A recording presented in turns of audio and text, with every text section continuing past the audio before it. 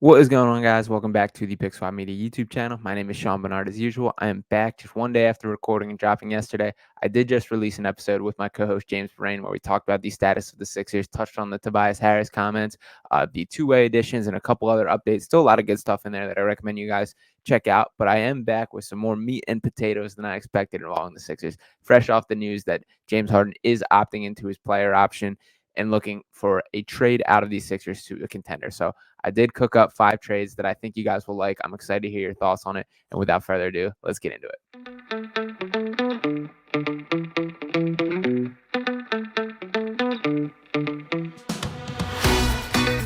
Step back, Jay. Harden. Bullseye. Sixers looking very focused in the second half. Maxey looking for more. He's got it! Daniel House will up and under on the lob, and then flies in with the emphatic one-hand jam. Niang looking for more from outside. Bang, bang, George Niang! Joel, the process heavy.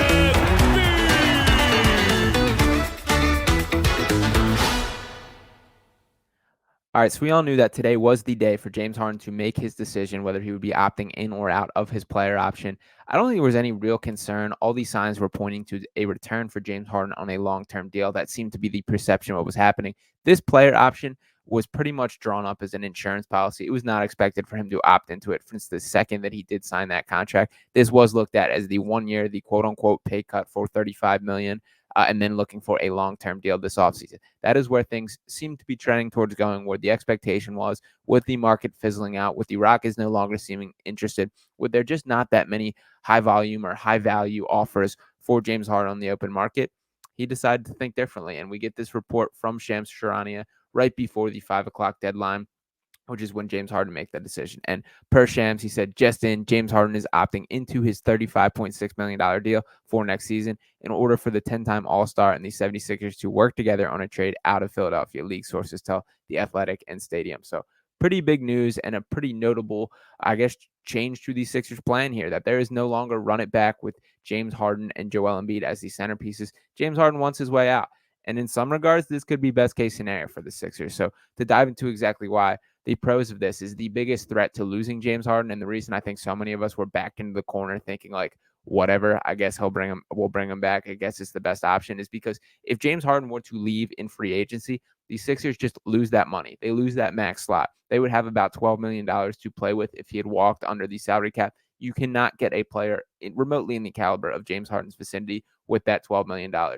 By him doing this, him opting in, him working with the trade, they do have a chance to quote unquote like keep that I guess section or value or however you want to word it. That amount of salary will now be locked in and we can find that in a trade. We can outsource that for a better option in that way. So this does help the Sixers out in that regard. Now on the negative side of things, James Harden could have straight up been signed by anyone in the NBA. He was a free agent. He could have opted out and just seen a market value deal come his way.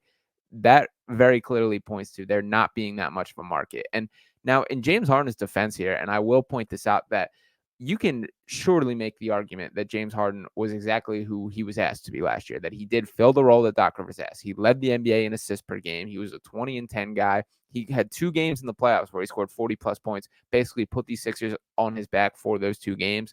But we still have that bad taste in our mouth from the other games that we saw, and that is the duality of James Harden, the issue that the highs of the high are absolutely there. And that's been the struggle of when he's playing his best basketball, he's the exact version of player that the Sixers are missing and that they have lacked. But when he's playing his worst basketball, you simply cannot win games with him on the floor. And we're not talking about like a poor shooting game, a poor game. We're talking about like finishing a game with like 5 points, 9 turnovers, and shooting 3 for 17 from the field. Those are the bad James Harden nights. And we see him barely crossing over the half court, bad turnovers, sloppy, not looking like he cares. We see that version way too often. And that is the issue that I think that's why everyone feels so hesitant and why this might be the best case scenario is the Sixers can now find a way to get off James Harden while getting better. So I guess we will dive right into it at the top here. Those are my initial thoughts on it. And I rank these 5 through 1. So this, not in terms of how likely I think they are to happen. I think there's going to be a ton of moving parts, and I think this is going to stretch out longer than people expect. I don't expect a immediate solution to this James Harden deal. I am thankful that there does seem to be the relationship with James Harden and Daryl Morey. I was concerned that this was going to be the blind spot in Morey, that we know how close they are. They probably have a more tied legacy than any player and general manager ever. If you think back to Daryl Morey made his first all-in trade when running the Houston Rockets for James Harden. We're talking about when this guy was still a six man, that he was by no means the all-star, the superstar that he has grown into. That was Daryl Morey's gamble back then of, I think this guy can be awesome. And to both of their credits, he did become all-star awesome. He did become an all-star, did become an MVP. He's all of these things. He's one of the 75 best players to ever play basketball. I was concerned that blind spot would hurt Daryl Morey in this scenario, that he would just be willing to hand over more money than he probably was worth. My expectation was in the 4-year, 180 million range. That's kind of the vibes that I was getting. Not what I personally would have signed up for, but kind of what I was expecting. So I'm glad that the favorable relationship worked in the other way, that James Harden would say, okay, I'll do you a solid. Let's get us both what we want. I want to play on a different contender. I don't want to be here. I don't see my role here. I'm not a part of the long-term plan. Let's figure this out. And I'm helping the Sixers out in a better way. So I guess shout out to James Harden in that regard. So without further ado, let's dive into the trades here. All right. Number 5 here, and this is one that we shouldn't get too jumping for joy about. I understand the frustration right off the rip. This is in a world where there is not that superstar swing, that the Sixers cannot find a guy to properly replace James Harden with. And this is kind of one of those, you take your bearings, you swallow it, and you set yourself up for a better long-term future. This is a 3-team trade between the 76ers, the New York Knicks, and the Pacers. The Knicks and the Clippers seem to be the top 2 teams rumored to be involved. I'll talk about both of them a little bit in depth in this one. The Heat also seem to be sticking their nose in the mix. But for this trade specifically, this is a retool. You bring back assets, and maybe it is the world where we need to get Joel Embiid a more complete team around him. Maybe it's time that we got to stop looking for this superstar pairing. That's just not what gets the job done. We can tell that the NBA is trending back towards team basketball, which I think is awesome to see. This is kind of one of those swings. So if we want to break it down here, the Sixers send James Harden to the Knicks. They send Tobias Harris to the Pacers, and they walk away with R.J. Barrett, Buddy Hield, T.J. McConnell, Obi Toppin, Emmanuel Quickley, and a 2024 first-round pick. It should be noted the Knicks have 4 first-round picks in next year's draft, so I think they will be a little liberal with the distribution of those, and I think that's a team that would be willing to throw some draft capital. This is not a trade that I immediately am ready to start playing the parade down Broad Street next offseason, but this is one that gives the Sixers a ton more flexibility. You can still build a more well-rounded roster. I think one of the biggest storylines going into next season, regardless of how this trade comes out, and the Sixers should have a better feel with this inside the vicinity of the organization. What is Tyrese Maxey's long-term role? Is he the guy that's going to sway toward being a point guard, can run an offense? If that is the world, then you're looking for these high-level athletic wings, these switchable guys, the R.J. Barretts of the world. I'm not an R.J. Barrett guy. I don't think he is that great, but he is a guy still worth a swing, has potential, has the pedigree. Surrounding that with a guy like Buddy Hield, who's been an almost Sixer for several years now, would be a phenomenal floor spacer, a high volume and effective three-point shooter. Emmanuel Quickley would be a super fun backcourt partner with Maxey. We know the two Kentucky know each other from back then, as well as just some more flexibility. So you add the first-round pick. I don't love this trade. This isn't one that makes me feel great, but this is something I feel is pretty realistic, and that if there is no star on the table or Daryl Morey does not see a version of that trade manifesting itself, the other factor that I think should be weighed in this is how civil are those conversations between James Harden and Daryl Morey? Is this James Harden saying, I'm opt-in, but you have to get this job done, or I'm going to be throwing a hissy fit and quitting in the same way that I did in Brooklyn and the same way I did in Houston? Because we've seen it. We've seen the games where, to Harden's credit, he has still showed up and played, unlike the Ben Simmons saga that the Sixers lived through. But we've seen him not care at all through the games. We've seen him walk around, stumble around, and play his James Harden fat man basketball where he really does not care at all. So the Sixers, if that is the case, need to get ahead of the curve and make sure that they get a trade without that happening. So I think this is one of the more likely and possible last resorts that does set them up for an okay future. Now, I'm much more happy about a deal that sets them up as a true championship contender. So I think the other 4 do a better job of accomplishing that. So let's dive into number 4 here. All right, and we have another 3-team trade here. This is with the Sixers, Atlanta Hawks, and the Clippers. This trade does land James Harden with the Los Angeles Clippers, along with Furkan Korkmaz to help make the money work here. The Hawks are walking away with Tobias Harris and a 2029 first-round pick from the Sixers in that trade. And in return, the Sixers come back with Paul George, DeAndre Hunter, and DeJounte Murray. Now, this trade only works. I think there's more moving parts within the Hawks organization than have really been publicly reported. I think there's a real chance that there's a Trae Young blow up and things are not trending in the right direction. If that is the case, then the Sixers should look to swoop in. I don't love DeJounte Murray. To be honest, he's been a guy that I've been pretty on top of being overrated throughout his career, but I do think he could be an interesting backcourt partner with Maxey, that he can still do a little playmaking. He's got enough size to take on some better defenders. He's between the 6'4", 6'6" range. I've seen him listed at 6'4", but he honestly looks bigger than that. He is a little lanky, so he's not taking the bigger, stronger guys. But regardless, DeAndre Hunter is a Philly kid, a guy that the Hawks have talked about wanting to get off the contract. He's an interesting player in the regard that, like, he leaves me wanting a little more. He's got the archetype and has the money to dictate that he should be like a high volume contributor. He really hasn't become that or grown into that in the way they hope. But of course, the prize of this trade is Paul George. And when we get into the Clippers conversation, there's plenty of nice pieces around the edges, the Nick Batums, the Marcus Morris, Robert Covington, Terrence Mann. For me, I'm locked in on Paul George or Kawhi Leonard if there is a James Harden trade.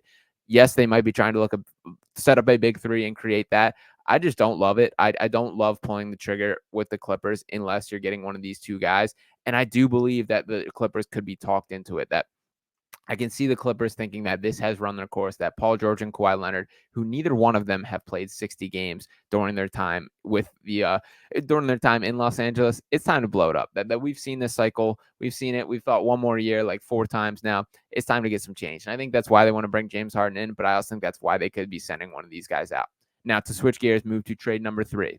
Finally, we see the Dame Lillard trade. I think we might finally see the offseason in which Dame Lillard is traded out of Portland. I know, there's a new update every day. You don't even have to be in the loop to be hearing what's going on with Dame Lillard and his people. But this is the type of deal that I could see getting the job done. This does send Dame Lillard to the Sixers. The Trailblazers get their rebuilding package centered around Kevin Porter Jr., Alperen Sengun, DeAnthony Melton. They get a first-round pick from both the Rockets and the Sixers to add to that mix. And they still have their young core that honestly should be their main focus right now, is seeing what they have in Scoot Henderson, what they have in Shaden Sharp, what they have in Anthony Simons, who are all guys that I honestly really like as players.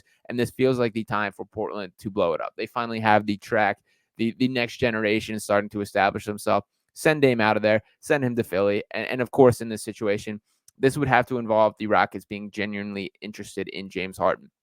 I really haven't bought it from start to finish. I think this has been more of a tactic to drive up his price range, clearly an ineffective tactic from Harden's camp. But if there is that real interest, which many people have reported to be the case, this is one that will get him there without the Rockets giving up too much. If you look at this from an individual standpoint here, the Sixers are basically trading James Harden, DeAnthony Melton, a first-round pick for Dame Lillard. You do that. The Rockets are trading Kevin Porter Jr., Alperen Sengun, and a first-round pick for James Harden. That's not a bad price there. Neither one of these guys are a firm part of their long-term core, but they are still enticing young players. I've honestly been disappointed the way Sengun does not get an opportunity. I really like his game. I would like him to find a new home where he's more of a focal point of that centerpiece. I think he's going to be really good. And from the Trailblazers' perspective, you're sending out Dame Lillard and you get this rebuilding package. That's pretty solid. You get Kevin Porter Jr., you get Alperen Sengun, you get DeAnthony Melton, you pick up 2 additional first-round picks. So we've seen these mega packages kind of taking a little bit of a step back in terms of the value returning. I think the Rudy Gobert trade kind of broke the market and caused a reset there. So things are coming a little bit back to earth. This is kind of in the vicinity of a trade that I could see working for all sides. And to address the Dame Lillard specifically, I do want to start with, like, I'm a little bit over the Dame Lillard experience, and it's through no fault of Dame. I mean, through some fault of Dame, because he does hop on the Instagram Live. He does play Miami Nights or whatever in the background and bring this on.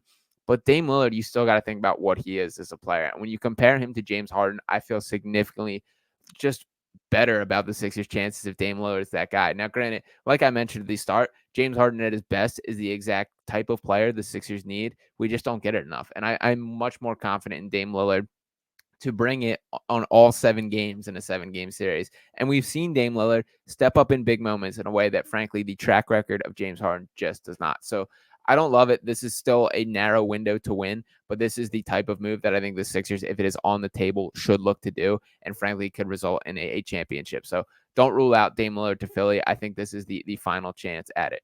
Let's switch gears to my number 2 trade. All right, my number 2 trade, simple trade here, 2-team deal between the Sixers and Knicks. The Knicks, of course, have shown interest in James Harden, one of the top reported teams. This is a trade that I don't see as one of the more likely. I think the Knicks would be very dumb to do this trade, but if there's a way that they can get the job done, if they're that allured by the James Harden name, you should absolutely look to capitalize on it. And at the top of the list coming back to the Sixers is Jalen Brunson. Beyond that, RJ Barrett and a 2024 first.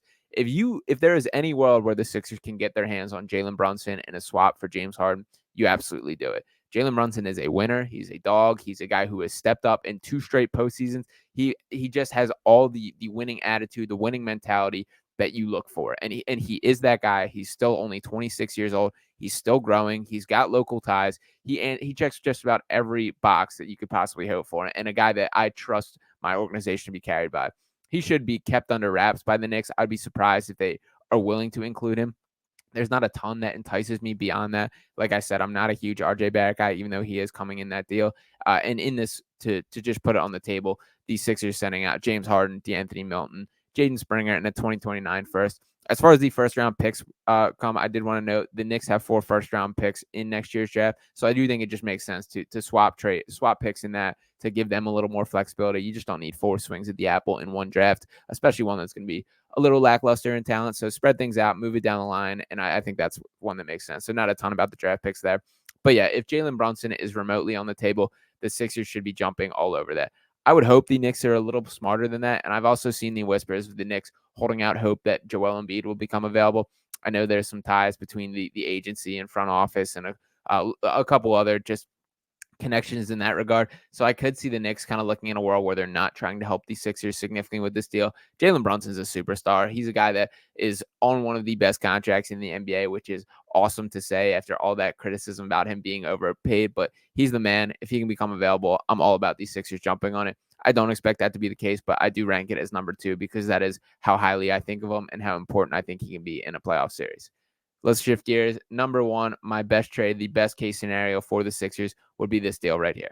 So 3-team trade. I have the Sixers, Chicago Bulls, and Los Angeles Clippers involved. I do think the Clippers are where James Harden's going to end up. That to me is what makes the most sense, what most signs are pointing to. I think if he had hit the open market, and this is where all the contract stuff kind of comes into play, that they did not have enough money to offer him. They are in some luxury tax trouble. We saw them decline Eric Gordon's player option because of that to save money, even though he's only got 20 mil on the books with that deal, saved them over $100 million. So they're in some salary cap trouble. This is the clearest route to James Harden getting to Los Angeles, which I think is a firm reason why he opted in. Now, for this trade specifically, I have the Sixers walking away with Paul George and DeMar DeRozan. Think about a starting 5 of Tyrese Maxey, DeMar DeRozan, Paul George, PJ Tucker, and Joel Embiid. That is a championship contender. That is the best team that we have seen in this Sixers era, and I am all about that. Now, looking at the other side of things, the Bulls walking away with Tobias Harris and Jaden Springer, the Clippers getting James Harden and a 2029 first. So, as I like to do in 3-team deals, if you just break this down team by team, so the Sixers sending out James Harden, Tobias Harris, Jaden Springer, and a first-round pick. It's a lot, but you do walk away with Paul George and DeMar DeRozan. I love it. This is the type of swing they should be taking. The Bulls send away DeMar DeRozan. They walk back with Tobias Harris and Jaden Springer. You get some more cap room to clear. You get a potential young piece that could be interesting. I do think Jaden Springer is a fit with the type of players that they are building there. I think it would be very fun to watch next to Dalen Terry, even Ayo Dosunmu, even Patrick Williams. I think kind of fits that mold of defensive-minded style of players who have that energy, have that buzz about them. I think Springer's kind of hype is starting to grow a little bit. I hope we get to see him in Summer League where we can get a look. It should not be forgotten, and this guy should not be written off, that he is by no means no bust. He was drafted at 18 years old. He's younger than a lot of rookies in this year's class. So this will be the year where we can start to judge what we think of Jaden Springer. I wouldn't be surprised if teams kind of look at him as a buy low target. And lastly, the Clippers in this trade, they send away Paul George. They walk away with James Harden and a first-round pick. I think they feel pretty good about that. So this is my ideal trade. As far as how things shake out, you got to be looking to complete the roster. And one of the things that I did want to mention, and I know I brought it up a little bit early, but how you feel about Tyrese Maxey as a point guard is something that should be looking at how you shape. I think the Sixers have to be in the market looking for a wing first. If the Clippers are more likely to trade Kawhi Leonard, I could be talked into that as well. It should be noted that Kawhi Leonard would be a full-out rental. He'd be here for one season and likely walk, do whatever Kawhi Leonard wants to do. But just think about the last time that a team did that. that was the Toronto Raptors, and they won a championship that year, and Nick Nurse was their head coach. So there is a decent track record there. There is some experience, and I could be talking to that as well. But as I mentioned with the Maxey thing, by getting these wings, you're taking the gamble that he's ready to take on those playmaking responsibilities. We haven't seen it from him ever, even dating back to college. Like, that just hasn't been his style. He's been a scorer, but I'm done putting a ceiling on what this kid can be. That anytime he's challenged, anytime he's asked to improve in an area, he just straight up does it. So if you believe he can take on those roles as a point guard, as a playmaker, then go get a wing and make sure that it happened. If that is not the case, then I think they're more likely to take a look at a Jalen Brunson type, to take a look at a DeJounte Murray type. Those type of deals might make more sense from the Sixers perspective. Me, I think it's a wing-driven league at this point. I think the Sixers not having a guy that can just be dominant and score from the perimeter and have that size, and like a DeMar DeRozan, like a Paul George, like a Kawhi Leonard, Tobias Harris is just not the assassin scorer that he believes he is. They need to get a guy like that. So I would rather take the gamble of Maxey being capable of that. And regardless of what trades, I do want a veteran point guard brought in addition. That's not a high value guy. This is a guy around the edges, a veteran guy, whether it's Kyle Lowry getting bought out, somewhere in that kind of mold of just a guy that has been around the block a bunch, knows how to run an offense, can come in and settle things down. You can always find guys like that, especially at the tail end of the point guard career. So that is going to be something worried about down the line. Now, I did want to touch on my last point here is we sat back a year and a half ago at this point, talked about the Ben Simmons trade and said how this was the most important trade of the Sixers era, that this would make or break the Joel Embiid championship window.